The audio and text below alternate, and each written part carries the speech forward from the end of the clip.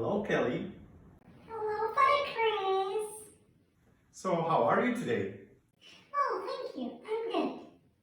So, today we celebrate the fourth Sunday of Easter, and Before you go forward, do you know why this Sunday is different than other Sundays? well, maybe because the fourth Sunday is the Sunday of the Good Shepherd. Yes. So, maybe we will do things differently this Sunday. Okay, so what means make things differently? Because when you say make things differently, I'm a little bit scared. Well, and you should be. Because today, girls and boys, we're going to do an exclusive interview with Father Chris.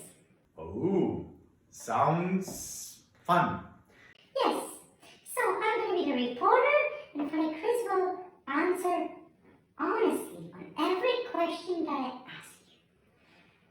Woof. Okay, let's start. So our interview we're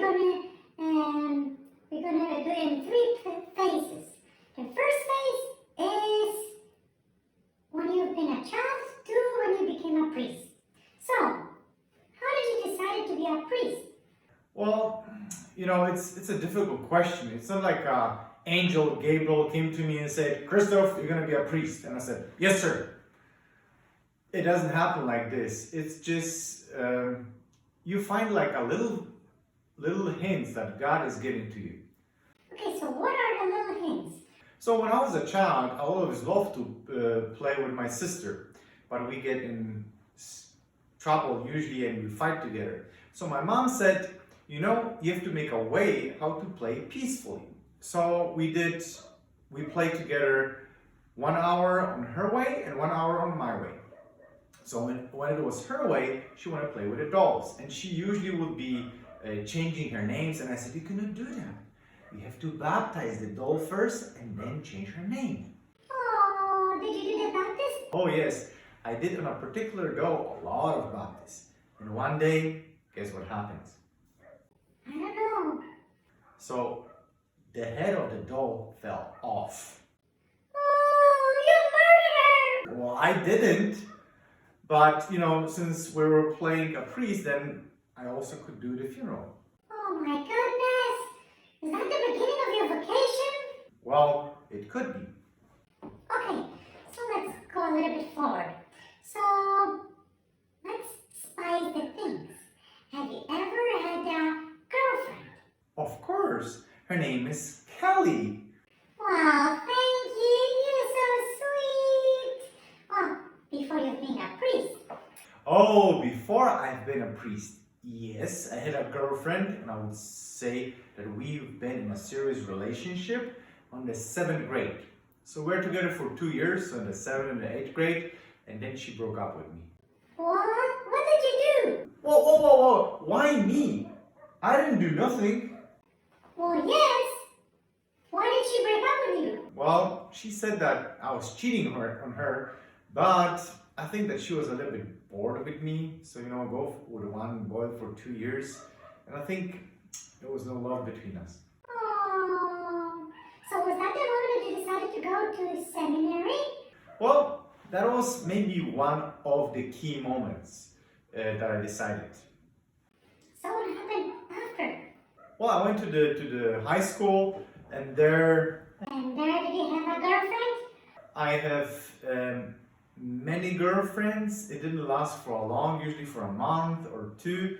But when I was a junior, I decided that I want to be a priest. And? Well, my friends, they said, well, we have to do something to prove that you will be a good priest. And for 1 year, I cannot tell you what they did. But I can tell you one thing.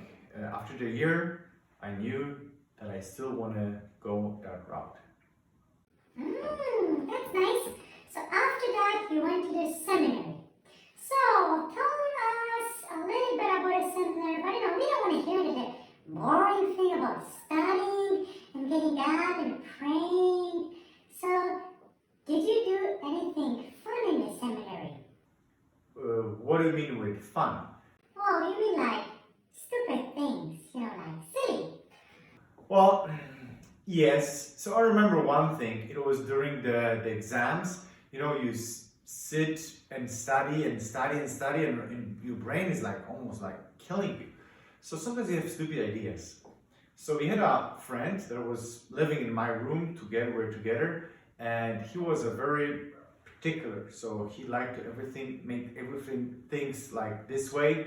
So what we did, basically, we took his bed out from the room, just put the sheets on the floor, and put his bed into the bathroom. So when he came back, he was like, "Where's my bed? Where's my bed?" I was like, "Well, we don't know. It disappeared." It's like, "What did you do with that?" And he was running around and looking for that. So finally, he went to the bathroom, opened it, and it was like standing. So there was like a wall. He needed like 20 minutes to get it out from the bathroom and put it back. For us, it was funny. For him, it wasn't. Aw, so you were not a good student. Well, I was a good student. I passed almost of the exam. What do you mean like to your friends? Well, I like to make jokes. So I remember one day when we were finishing the exams, and the next day we were supposed to go home, and the same friend, he brought his car, and he, on the evening, he was bragging, like, "Oh, I have all my stuff in my car. So right after the morning prayers, I'm gone here." So what we did in the night, it was illegal, we put like a big garbage on wheels behind his car so he could not move and put the brakes on. So after the mass, when he was getting out, everybody was making fun. Like, "Oh, you have like a little trailer put to your little car." And he was like, "No, not funny." So he was trying to pull it out and get it out, but he couldn't lose the brakes. At that time, we didn't know that to lose the brakes, you need to call the garbage company. They have to come with a special key and unlock it. So it took him at least like 5 hours that the garbage company came in, unlocked the wheels, and take the garbage back from his car. At that time, all of the students were already gone, and he was the last one. Oh, so you gave him a lesson. Well, sort of. I don't know if he was happy with that, but you can quote the gospel and say, well, the first one became the last one. When you even excuse yourself with the gospel, Father Chris, this is horrible. Well, I was young and we did a lot of this kind of stuff. Okay, so that's about your priesthood. Now let's go forward about being a priest. But before we go there, let's hear a little bit about today's gospel. A reading from the Holy Gospel according to John. Jesus said, "Amen, I say to you, whoever does not enter a sheepfold throughout the gate, but climbs over elsewhere, is a thief and a robber. But whoever enters through the gate is a shepherd of the sheep. The gatekeeper opens it for him, and the sheep hear his voice. As the shepherd calls his own sheep by name and leads them out. When he has driven out all his own, he walks ahead of them, and the sheep follow him, because they recognize his voice. But they will not follow a stranger. They will run away from him, because they do not recognize the voice of a stranger." Although Jesus used this figure of a speech, the Pharisees did not realize what he was trying to tell them. So today's gospel is about being a good shepherd and about the lambs, taking care of them. And that the lambs always recognize the good pastor, and they always go through the gate. And the gate is also the key.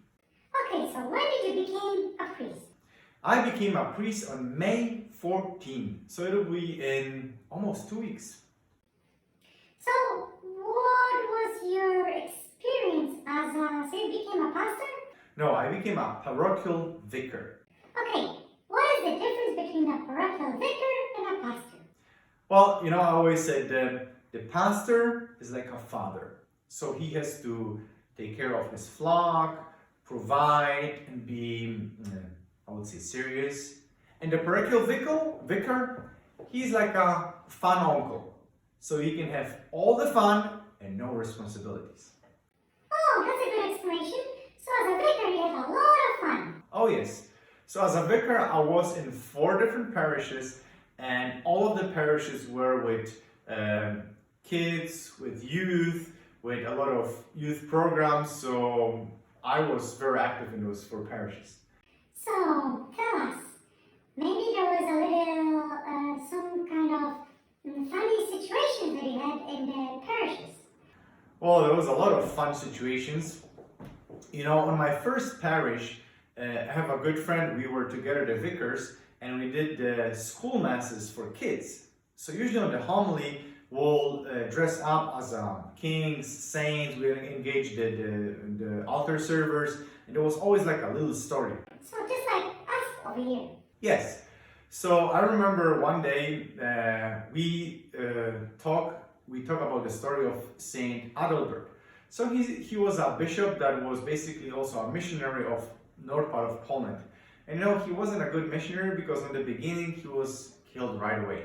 So a friend of mine, he was the vicar there and he was serving the mass, and on the very end he dressed up as a bishop and he said, well, now I'm going to give you the bishop's blessing like Saint Adalbert. So when he gave the blessing, I was the barbarian. So I came with the altar servers. They were also dressed as a barbarian. I was like, Who in the church? yeah, with swords and clubs. And we took him in front of the altar and he said, kneel down and swear that you will never celebrate a mass. He said, no, I will not. I said, okay, now we're going to kill you. So I took the sword and I hit him with the sword. And he dropped and fell under down on the stairs. Did you kill him? No, I didn't, but wait. So at that moment, one of the women that was sitting in the pew, she jumped out and ran on me and said, what did you do? This is our father. Why did you hit him? She didn't recognize me.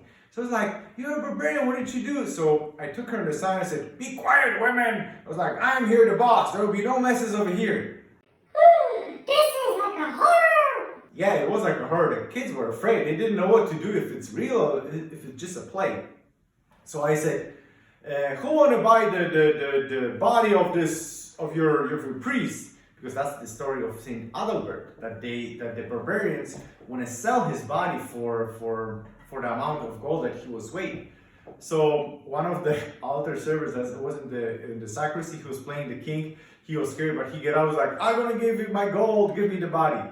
So finally they put the body on a little like pedestal and we walked like in a procession, morning procession. I went out in the one way, but the lady with the father, they went together to the sacristy. When she went in there, you know, the father stood up and he said, thanks be to God. And the lady said, oh my goodness, it's a miracle, he's alive. Well, it was almost a miracle. Well, but still it was just a play. And the kids remember that because, you know, we did always like a little theater in the church. Well, that's good. You know, it's always good to have a little bit of action in there. So, what else did you do as a parochial vicar? Well, as a parochial vicar, I was involved with the kids and with the youth. And talking about the kids and the youth, I did a lot with the Boy Scouts. So I was a chaplain of the Boy Scouts. So I went with them for summer camps. I even had a Cub Scout group. So I was their leader, and that was the most fun part with them. Okay, so as a priest, you like to work with the kids. Did you teach also in the school? Oh yeah, I teach for 10 years. Different grades, from kindergarten all the way up to the university. But the most part was with the little ones. So I remember one, his name was Bruno, like my nephew. And he was in the 2nd grade, so we did a little bit of Bible stories, and then I told him, you know, to color the pictures, all that stuff. So Bruno was sitting in the first bench with Victoria. So after like 5 minutes, Victoria is saying, Father Chris, Father Chris. I was like, what is going on, Victoria? Look what Bruno does. So I went in front and I see that Bruno is painting the faces of the people in blue. So I looked at him and said, Bruno, have you ever seen a blue man with a blue skin? He looked at me and said, no, I didn't. So I said, why your people have blue skin? He said, I don't know. I said, well, okay, so erase it and make the people's skins normal, like ours. And what did he do? What he did, he started to erase But after like 5 minutes, Victoria was screaming again, Father Chris! I was like, what is going on? So I went in the front and I looked at Bruno and guess what he was doing? Oh, I don't know. He was painting his face with a blue color. What? Yeah, so I said, Bruno, what you doing? And he said, well, you have never seen people with a blue face, so I just want to show you. You know, it was so funny that I could not be angry on him. I said to him, just go to the bathroom and wash your face. Oh, you're so sweet. You're so good. So, did you have any, let's say, tricks that you did on the students? How have you been like so successful? Is there a secret? Well, you know, with the kids, I had a little secret a secret game that we played, and it was called the King of Silence. Ooh, sounds serious. Well, it was. So, you know, the kids, you have to make a story always. So, we were usually telling a little bit about the Bible stories, and then I said to them, you know, there's a very difficult game to play. It's called the King of Silence. So, and I will usually pick up one person that was very, that was basically on that day patient and pay attention to what I was saying. And I said, today, let's say Martin. Martin paid attention and he will be the King of Silence. So we draw like a little crown on the board and he was the new elected king. So after that I said, and now Martin, when I say now, will elect another king or queen of silence. And everyone who will be elected and put on the board, they will receive like a special bonus. And the kids love bonus. So what happened? Well, all the kids were quiet and I closed my eyes. And when I said now, Martin was elected a new king. And what was the fun in that? Well, the fun in that was that sometimes I fall asleep and when I wake up, you know, nothing was happening. And I just have to say now, and the kids behaved and it was quiet. Oh, really? Then you were sleeping in the lessons? Well, resting, not sleeping. Yeah, but that's what we did in the school. So it was a little secrets. Don't tell it anyone. Okay, so let's now go from Poland to Texas. Before we go there, let's finish first the gospel. So Jesus said again, Amen, amen, I say to you, I am the gate for the sheep. All who came before me are thieves and robbers, but the sheep did not listen to them. I am the gate. Whoever enters through me will be saved, and will come and go out and find pasture. A thief comes only to steal and slaughter and destroy. I came so that they might have life and have it more abundantly. The Gospel of the Lord. So, Father Chris, how did you arrive in Texas? Well, how? I don't know. I was never planning to come to Texas. And when I went for my priestly retreat, a friend of mine told me, you know, we have some priests in Texas, maybe you can try there. And I'm like, no. But I sent an email and responded me, and then I talked with them a little bit on Skype. And finally they said, Chris, you're supposed to come over here for vacation. We will provide everything, just buy the tickets for you. And did you do? Oh yes, I came here for vacation, and I think after like 4 days, I fall in love in Texas. I fall in love in the people, in the culture, and in Texas at all. Wow, that's so nice. Yeah, so my first assignment in Texas was Fredericksburg. There I met Father Enda McKenna, that we were working together, and of course I was serving at the St. Mary's Church, and also in Stonewall helping the other church, and I had the beautiful school there where Kelly was for the first time introduced to the kids. oh yeah, when my girlfriend Carrie was introduced to my kids. And this is me when I'm coming down. Yes, so that was a fun part. And in Fredericksburg, of course, they changed me from my European Father Chris to the Texans Father Chris, wearing cowboy boots and blue jeans. Oh yeah, you always have cowboy jeans, cowboy boots on Sunday. Yeah, so that was my first assignment. It was fun. It was a good time when I could experience a little bit and learn what it means to be a parochial vicar in Texas. Okay, what was the next assignment? The next was at St. Peter and Paul. So I was also there, the parochial vicar, and I worked with the school, with the kids, and also had the John Paul II school with the high school kids. So, how was it different? Well, it was no difference, but at St. Peter and Paul, their church is way bigger. So they have more groups. The youth program was way advanced, and I was basically the one that I was learning a lot. So I learned a lot there from St. Peter and Paul, especially from the youth ministers, from Mother Julie, Tony, and Chachi. Oh, that's nice. Yeah, so it was a good 2 years at St. Peter and Paul Church with Father Carlos Velasquez, which I learned also from him how to be a pastor. So, after that, you had the 4 years being a parochial vicar, and then you advanced. Well, I don't want to call it advanced, but yeah, I became administrator in Guadalupe, Immaculate Conception, and St. Alphonsus. So now you're the boss. Yes, you can say that I am the boss now, but I don't feel like the boss. I feel more like, again, as a student, because this is my first place that I am a pastor.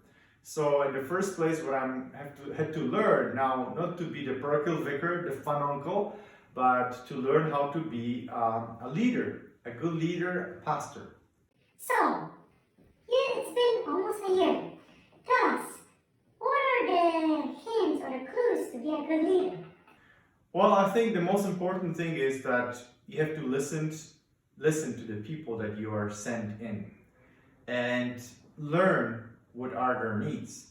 See, when I came over here, my first thing was, okay, let's work with the youth, let's do this and that. So I had a plan. But when I came over here, I realized that, I can put my plan in my pocket. And first, I have to learn this parish. I have to be open, I have to be respectful for their traditions, for that what they did, for that what the Jesuits did before me, and just listen to the needs of the people. And what did you find out? I find out that the biggest need is the devotion to Our Lady of Guadalupe, and we are working around that. And I figured out also that they need a pastor, somebody that will just be with them, sometimes just sit down and talk with them, especially now when we are in the COVID-19 situation, whatever. I do the phone calls and call my parishioners and ask them how they do. And they appreciate that there is someone that will ask them about how they do and how they feel. Oh, thank you, Kelly. Well, it is a Sunday of a good pastor, so it's a Sunday that we can basically be grateful for all those priests that are serving in our communities. I think this is it. I don't have any other questions. Oh, maybe one more at the very end. So tell me, you've been a priest for how many years? On the May 14, it will be 15, so I'll be celebrating a quinceañera. Okay, so in the 15 years, have you ever doubted in your priesthood? So did you want to resign? Well, there are always the doubts. If that is a good way, if the place that I am is the right place. So I had this kind of doubts, and they always will be there. But I never in my life want to resign from my priesthood. I think two things in my life that I decided that happened to me were the most important thing. The first thing is that I decided to be a priest. And the second thing, that I decided to come to Texas. And I think those two things so far are the most important things that make a big impact in my life. Thank you, Father Chris, for this interview, and we'll be back next week. Yes, we'll be back next week, and this Sunday it's a Sunday of Good Sheperd. So maybe, send a text message to your pastors, to your parochial vicars, just with the words, thank you for being with us, serving us. Thank you for being Good Shepherd. God bless you and see you next week. Bye.